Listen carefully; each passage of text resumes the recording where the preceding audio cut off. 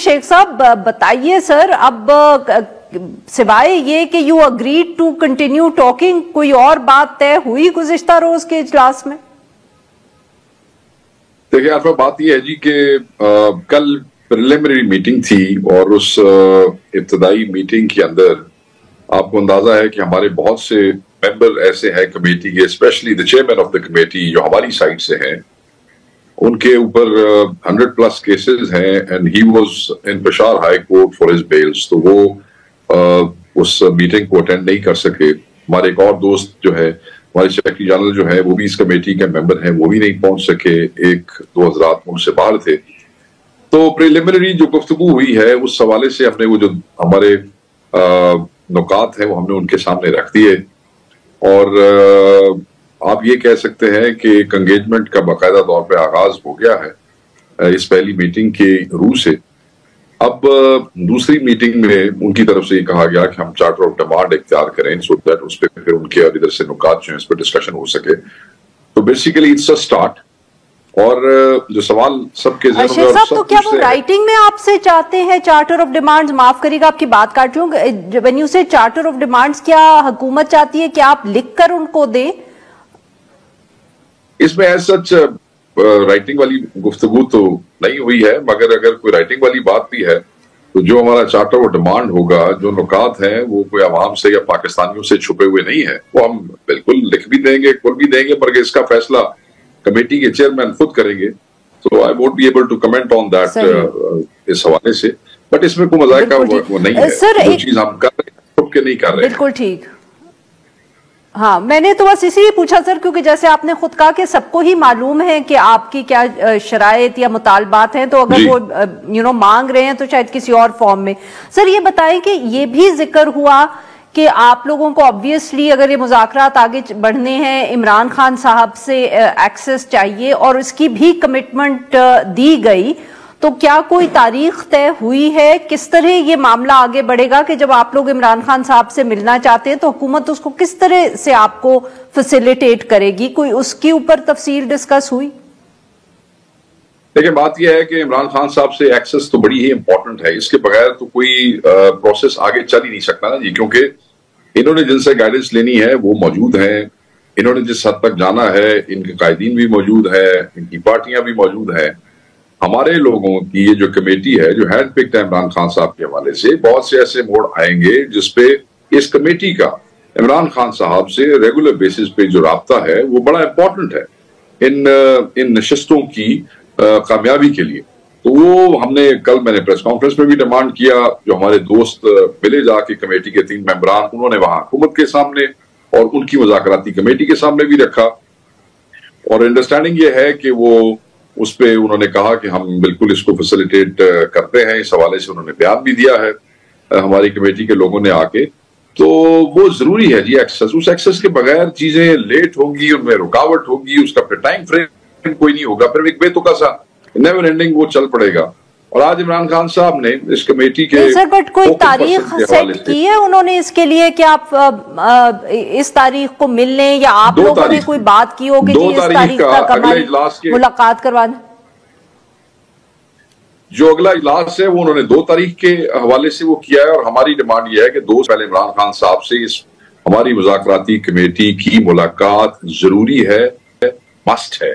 उसके बगैर 2 को चीजें जो है वो फिर उस रफ्तार से या उस संजीदगी से आगे नहीं चल सकेंगी। तो इस पे अंडरस्टैंडिंग है, इस पे कोई इस किस्म का हमें जवाब नहीं मिला। मैं एक और आपको बात बताना चाहता हूँ कि इमरान खान साहब ने आज हरियाणा से इस कमेटी का फोकल पर्सन मुकर्रर किया है हामिद रजा जो है, साहबजादा हामिद रजा, सो दैट आप एक ही आवाज निकले, हर कोई अलग-अलग बात ना करे मीडिया से। तो इस कमेटी के फोकल पर्सन के हवाले से सिर्फ हामिद रजा साहब जो है वो गुफ्तगू कर सकेंगे। ऑब्वियसली किसी बाकी को पाबंदी नहीं है, मगर उनका ऑफिशियल वर्जन जो है वो खान साहब ने जिम्मेदारी आज लगाई है हामिद रजा साहब की। बिल्कुल ठीक। अच्छा सर ये भी बताएं कि अब ऑब्वियसली ये आप उनसे गुफ्तगू भी करेंगे, बट ये भी अब तनकीद हो रही है या हम कह लें कि बात उठ रही है कि अगर یہ مذاکرات کہیں پہنچتے ہیں اور عمران خان صاحب کی رہائی ہوتی ہے، یا جیسے کوئی لوگ کہتے ہیں کہ وہ بنی گالہ شفٹ کر دیے جائیں گے، تو سر پرسیپشن یہ بنے گا کہ کوئی ڈیل ہی کی پھر پاکستان تحریک انصاف نے عمران خان صاحب کو جیل سے نکالنے کے لیے. Is that a concern for you people? Imran Khan صاحب نے آج بڑا واضح کیا ہے کہ یہ صرف ان کی ذات کے لیے نہیں ہے، یہ تمام اسیران کے لیے، اور صرف چند بڑے ناموں کے لیے بھی نہیں ہے. ایک پولیٹیکل پرزنر کی بات کی ہے. دیکھیں اس میں ہمارے بہت پرانے اور بہت اہم لوگ بھی ہیں. ڈاکٹر یاسمین راشد صاحبہ ہیں، شاہ محمود صاحب ہیں، governor Cheema Mian Mahmood Rashid, senator Ijaz Chaudhry, but Khan said کہ everybody, each and every بڈی.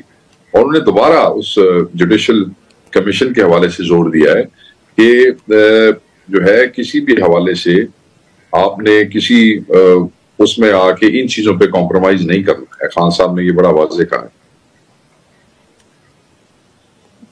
سر حامد رضا صاحب کا آپ نے ذکر کیا، گزشتہ روز انہوں نے بھی ARY پہ کاشف عباسی صاحب کو انٹرویو دیا اور کہا کہ اگر حکومت ہمارے سامنے بیٹھی ہوئی ہے اس وقت تو اسٹیبلشمنٹ کی مرضی سے ہی بیٹھی ہوگی، ان سے اجازت لیے بغیر تو وہ آتے نہیں. تو میرے خیال میں اس میں انہوں نے کوئی ایسی غلط بات نہیں کی ہے، کیونکہ یہ حامد رضا صاحب کی سٹیٹمنٹ نہیں ہے. اگر آپ رانا ثناء اللہ صاحب کی سٹیٹمنٹس بھی اٹھا کے دیکھ لیں، وہ بڑا آج کل کینڈیڈلی گفتگو کر رہے ہیں، اور میں یہ سمجھتا ہوں کہ مناسب گفتگو ہے، جس میں وہ کہتے ہیں کہ جی ان کا ہونا، ان کی اجازت، ان کا اپروول، ان کا جو سٹیک ہے وہ امپورٹنٹ ہے، اس کے بغیر یہ کامیاب نہیں ہوگی. انہوں نے ایک دو جگہ پہ گفتگو کی ہے، اور اس گفتگو کا مفہوم یہی ہے جو آپ سے بات کی، کاشف عباسی سے جو بات کی ہے حامد رضا صاحب.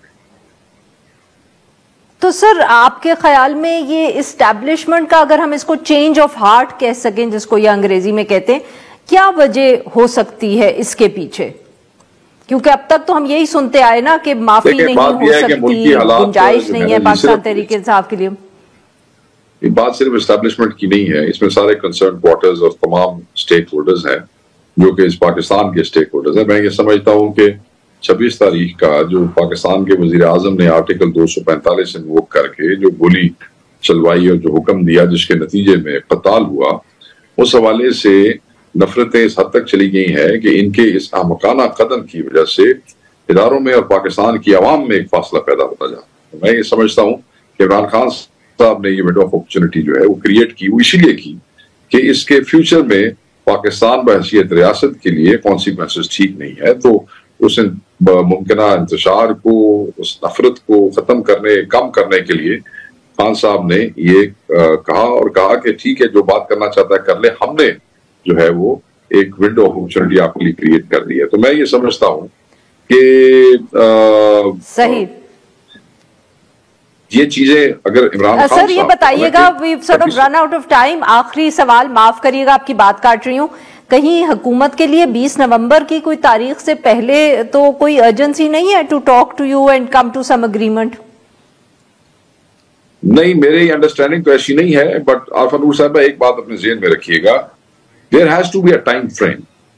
ٹائم فریم کے بغیر کوئی چیز جو ہے وہ نہ سنجیدہ ہوتی ہے اور نہ نیور اینڈنگ کویسٹ کے اوپر ہم نکلے ہوئے ہیں کہ یہ دور ہو رہا ہے، وہ دور ہو رہا ہے.